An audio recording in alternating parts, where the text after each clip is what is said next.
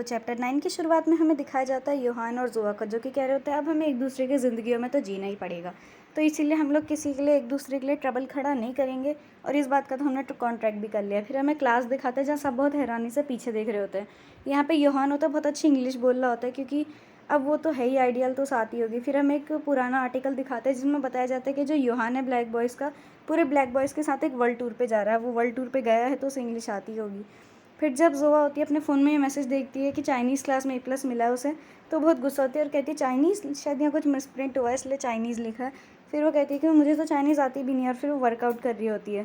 तो पहली कंडीशन जो होती है योहान ने उसे दी होती है, उसके हिसाब से उसको नाश्ता करना है, लंच करना है, डिनर करना है, और रोज़ 2 घंटे की वेट ट्रेनिंग करनी होगी। और फिर उसके बाद स्कूल दिखाते हैं जहाँ पे म्यूज़िक क्लास में सब लोग हैरान हो रहे होते हैं, क्योंकि जो हमारा योहान होता है वो पियानो बहुत अच्छा बजा रहा होता है, और सब कहते हैं कि इसे पियानो भी आता है।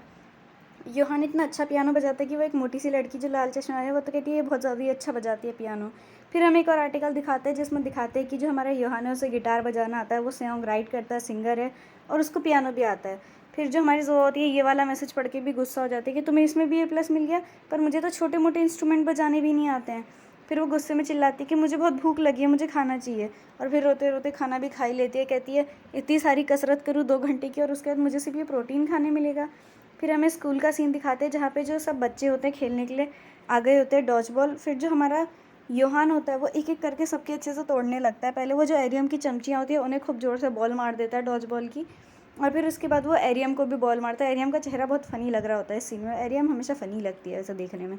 फिर वो जो कैंग शियोक नाम का बंदा होता है उसके भी मुँह पे मार देता है बॉल सीधे, और सब कह रहे होते हैं आखिर इसको हो क्या गया है, इसको इतना अच्छा डॉज बॉल भी आता है, यकीन नहीं होता है, बहुत बदली हुई लग रही है। तो हम एक सीन दिखाते हैं कि जो गोयोहान है ब्लैक बॉयज़ का, उसने लगातार 4 बार गोल्ड मेडल जीता आइडियल स्पोर्ट्स में। तो वो एक फ़ोटो के साथ उन लोग को भेज देता है, मतलब ज़ोआ को, कि मैंने डॉज बॉल में उन बच्चों को हिट कर दिया जो तुम्हें बुली करते थे।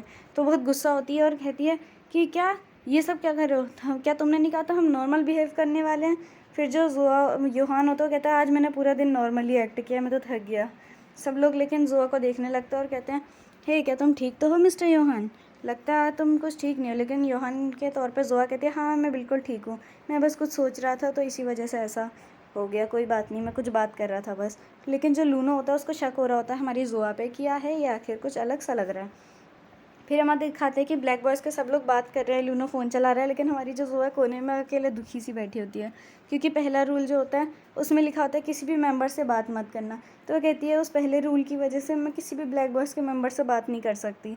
फिर वो सोचने लगती है और कहती है मुझे लगता था कि मुझे योहान के बारे में सब कुछ पता है, लेकिन अब जब मैं उसकी ज़िंदगी जी रही हूँ तो मुझे ऐसा लगता है कि उसकी ज़िंदगी बहुत ज़्यादा ही मुश्किल है। उसकी ज़िंदगी में सब कुछ बहुत चल रहा है एकदम अलग ही लेवल पे। उसको खाना अलग मिलता है, वो अपनी मर्ज़ी से कुछ नहीं खाता, कुछ नहीं कर सकता। तो शायद ये जो आर्टिकल्स थे उसकी सुसाइड अटेम्प्ट के, वो सब सच भी हो सकते हैं। हालाँकि कंपनी ने बोल दिया था एक आर्टिकल में कि ये सारे बस र्यूमर्स है, पर क्या सच में योहान इसी तरह से ख़त्म हो जाएगा? क्या वो हमेशा अपनी ज़िंदगी ऐसे ही जीने वाला है?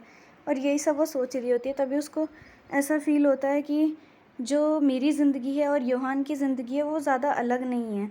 फिर लूना उसे देख रहा होता है और तभी जो होती है हमारी ज़ोस का पेट गुड़गुड़ करने लगता है। वो सोचती है कि मुझे बहुत ज़्यादा भूख लगी हुई है, मैं बहुत भूखी हूँ। और इसमें योहान का चेहरा बहुत फ़नी लग रहा है ज़ोआ के बॉडी में, जो कि ज़ोआ है। तो वो एक चॉकलेट अपनी जेब में हाथ डाल के निकालती है और कहती है अब बहुत भूख है, मुझे बहुत भूख लगी है, मैं वैसे नहीं रह सकती। और जब वो चॉकलेट खाने वाली होती है कि लूना उसका हाथ पकड़ लेता है और कहते हैं तुम कर क्या रहे हो ये बताओगे। तो वो कहती है क्या मैंने कुछ गलत कर दिया, सच में मुझे बहुत भूख लगी थी इसलिए मैं इसे खा रही थी बस, और कुछ नहीं। तो लूना कहता है ओह क्या सच में, लेकिन तुम्हें तो चॉकलेट्स या फिर मीठा बिल्कुल पसंद नहीं है ना, तुम तो फैंस से मिले हुए मीठी चीज़ें भी फेंक देते हो।